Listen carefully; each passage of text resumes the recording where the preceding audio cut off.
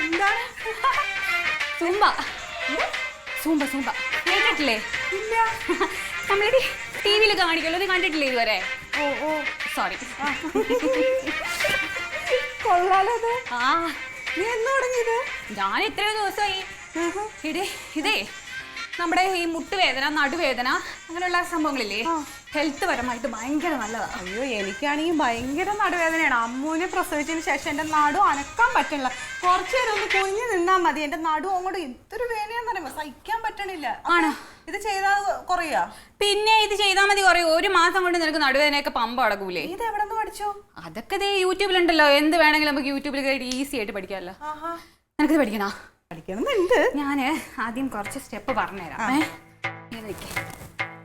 ഈ സാരി ഇത് ചെയ്യുമ്പേ ഈ സാരി എടുക്കണ്ടേ? ചുരിദാറുണ്ടോ?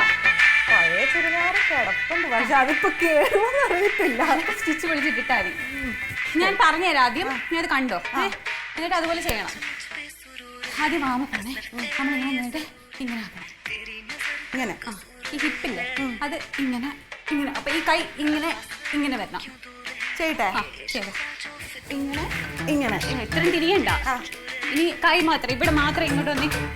ആ ആ കറക്റ്റ്. ഇങ്ങനെ ഇങ്ങനെ ഇവിടെ നോക്കി. ഇനി ഒരു 10 പ്രാവശ്യം. അത് കഴിഞ്ഞ് ഈ കൈ ഈ ഇടത് കാലിന്റെ വിരലിൽ തൊടണം. അതുപോലെ 2 സൈഡും ഇങ്ങനെ ചെയ്തേ.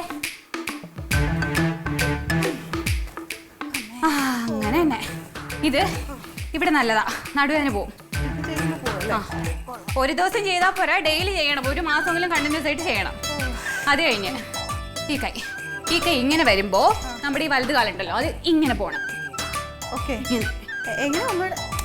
ഈ കൈ നീ ഒന്നും ചെയ്യണ്ട. ഈ കൈ ഇങ്ങനെ വെച്ചിട്ട് ഇത് ഇങ്ങനെ ആക്കുമ്പോഴത്തേനും അതിന്റെ കൂടെ നമ്മുടെ ഈ വലത് കാല് ഇങ്ങനെ പോണം. ഈ കൈ ഇങ്ങനെ വെച്ചിട്ട് ഈ കൈ ഇങ്ങോട്ട് പോകുമ്പോൾ ഈ കാല് ഇങ്ങോട്ട്. ആ കാല് വരണം, സ്റ്റാൻഡായിട്ട് നിൽക്കാം. ചെയ്തു നോക്ക്. ഈ കൈ ഇങ്ങനെ വരുമ്പോ ഈ കാല് ഇങ്ങോട്ട് പോയി. കാല് അപ്പയും പൊക്കല്. കൈ ഇങ്ങോട്ട്. ആ ഇനി കാല് വെക്ക്. ആ ഇനി ഇതുപോലെ അപ്പുറത്തെ സൈഡ്. കഥകളിയല്ല, സൂമ്പയാണ്.